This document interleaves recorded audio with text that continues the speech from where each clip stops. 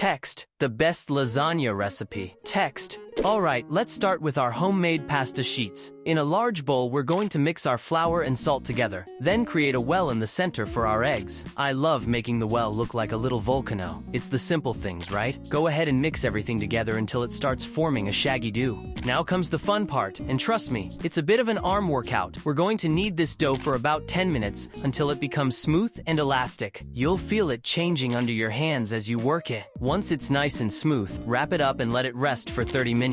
This is super important for getting that perfect texture we're looking for. Time to roll out our dough. Dust your work surface with some flour and start rolling. We want these sheets to be thin enough that you can almost see your hand through them. That's the sweet spot for perfect lasagna. Then, just cut them into rectangles that'll fit your baking dish. Don't worry if they're not perfect. That's part of the homemade charm. Let's give these sheets some time to dry out. About 20 to 30 minutes on a wooden board should do it. This step is crucial for preventing that dreaded sticky pasta situation. While they're drying, you'll notice them firming up a bit, which is exactly what we want. Moving on to our amazing filling, get your large-ass skillet ready, because we're about to make magic happen. Brown that beef and sausage until it's nice and caramelized, then toss in your onion and garlic. Keep cooking until those onions become all soft and translucent. Your kitchen is going to smell incredible. By the way, since many of you ask about this non-stick frying pan that I use, after trying several, I found one that really makes a difference. I'll leave a link in the video description in case you're interested.